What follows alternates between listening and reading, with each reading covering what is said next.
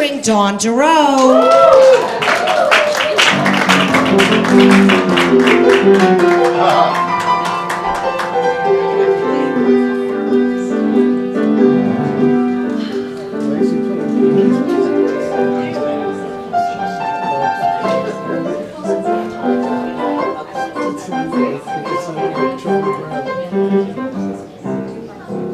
What is that? Anybody know? La Boheme. Yes, one of the greatest operas I think to have been written, and it is one of the most kind of beloved pieces of the opera repertoire, and it is of course by someone in the opera world who I think we call the man, and the man is Giacomo Puccini, born in 1858. Died in 1924. Actually, his heritage in music goes back to the 1700s. His great-grandfather was a Kapellmeister, so was his grandfather. His great-great-grandfather, so was his great-grandfather, so was his grandfather, so was his father. And it was expected that he'd kind of take over the family business, except that his father died when he was kind of 6, so he wasn't quite ready at 6 years old. But of course, he went on to become a great composer and a very beloved composer. So, but this opera, which is one of the only operas that's been on Broadway, if you think about it. I mean, Porgy and Bess opened on Broadway, of course, but La Boheme in its full form as an opera has been done as an opera on Broadway. Highly unusual. And it is so popular that we all know tunes like this.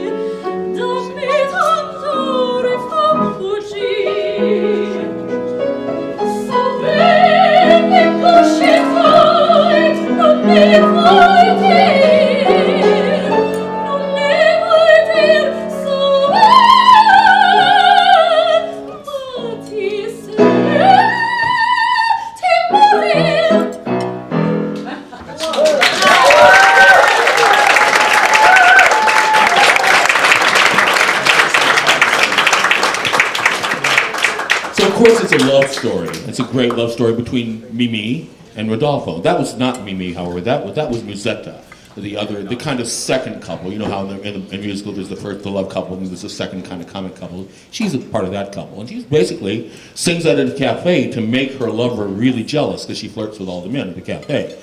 So, and she basically is talking about how she goes around, everyone pays attention to her, right? That's what she's saying.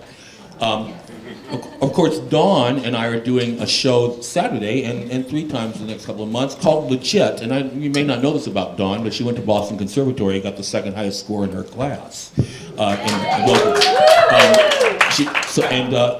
kind of amazed at this program we're doing because, usually in an opera, you'll have an aria or two of that, and then a lot of connected material. She's singing all the big arias in a row, so it's kind of an amazing program. But getting back to La Boheme, of course, there's a wonderful, wonderful scene in the beginning in a garret And one thing I should say about Puccini is that he is a proponent of a style that was relatively new around the time of La Boheme's invention, which is 1896. Also, you should know that the premiere of La Boheme, done in Turin, was conducted by none other than Arturo Toscanini. So, a great opera conductor who, of course, I don't know if you know this story, but he stepped in for a cellist last minute. That's how he got his conducting start. He was playing second cello in an opera orchestra, I think in Buenos Aires. And the conductor couldn't show up, and they're going to cancel the opera. And he said, I can conduct it, every note. And he got up without a score and conducted the opera. So that was at 19, might add. That was his start as a conductor. But he conducted the premiere of this opera, which was almost immediately popular. And there was another composer actually working on the same, not libretto, but the same idea, based on the same play. But Puccini beat him to the punch by about a year, Leoncavallo, I think. And so his became the one where the other one's kind of gone into obscurity. But this style, verismo, there are several proponents of it, of which probably the Puccini is the most popular and most oft done. But verismo meant true, and what they mean was that it's true to life. For them, it was closer to reality TV than what they were used to for opera, because before that, the opera subjects had always been about kings and princes and great battles and big lofty subjects. And Mozart, in a way, reacted to this too, because when he did Marriage to Figaro, he was talking about, it was about the servants but still within the court of account. This was really about poor people. It was about an artist, a writer, and his artist friends who lived in a garret and had to burn their old manuscripts to stay warm in the winter. They actually put their manuscript into the stove, one of them, because they just don't have any money and can't stay warm. So it was about real people and real life. And to that end, Rodolfo is interrupted by a woman who's lost her light for her candle and wants a light for her candle. And of course, a scene pursues, and he sings this wonderful, Che Gelida Manita.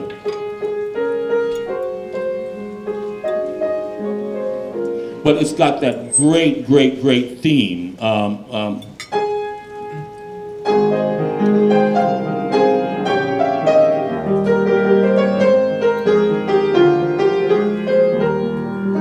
No shortage of melody in a Puccini opera. But after he tells her about his life, and one of my favorite lines from that, he said, come vivo. How do I live? I live. So Italian and so kind of true to the artist, because we're all a little bit like that, aren't we? How do we live? We live. We get by. We retire when we're dead. That's what the artists think, right?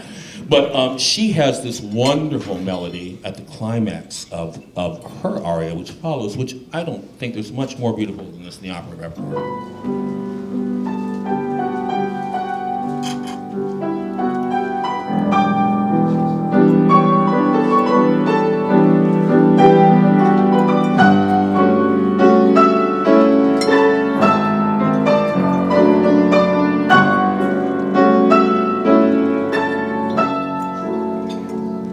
Wait a couple of minutes till you hear that on the voice. What a wonderful moment it is. But in this aria, Mimi tells him basically how she's a simple woman. She makes embroidered flowers for a living.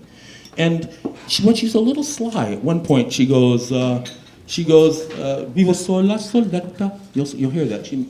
She's talking and she kind of interrupts. She's telling about her life and she goes, vivo sola, soldata. I live all by myself. It's a way of saying I'm available. And she's flirting with him like crazy in a very, very kind of subtle and very kind of demure way. But then she opens up in that beautiful theme and talks about when the snow is thawing and spring's first caress belongs to me. The spring sunshine is mine. When rosebuds are starting to blossom, then I watch them unfolding. How sweet the scent of the blooming flower. But alas, those I make myself, they don't have any odor. So this is Mi chiamano Mimi. This is Mimi's answer to Rodolfo's big aria where she introduces herself.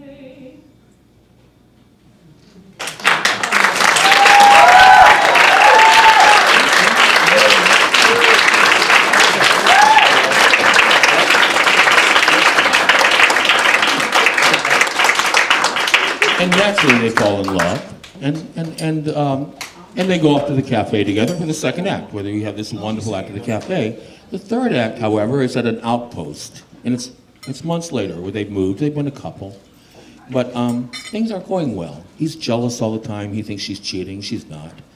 There's all these difficulty between them, and they have there's this wonderful quartet that's where Mimi and Rodolfo are kind of pouring out their love and their feeling to each other, and in the background, Rosetta and Marcello are fighting like cats and dogs at the same time. It's this wonderful quartet, if you ever get a chance to listen to it.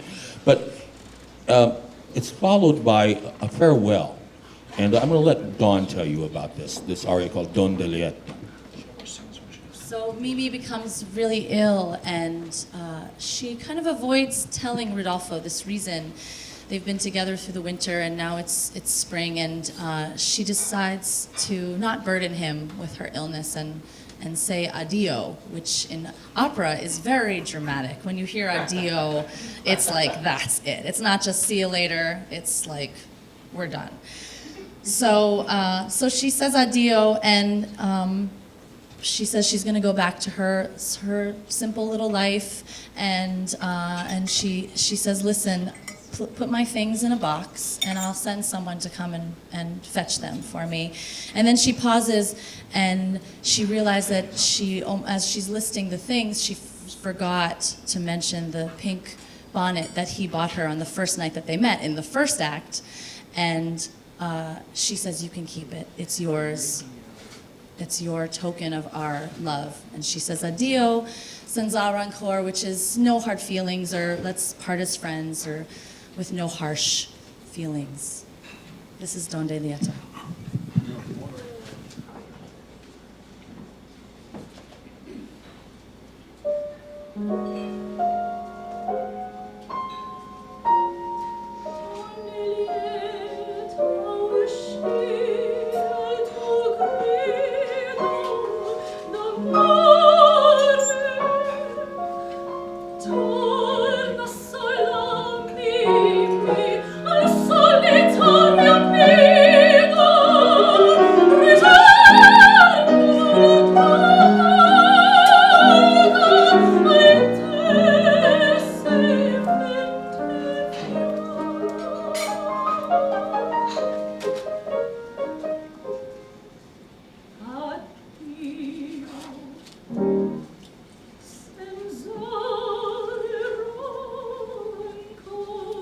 Thank you.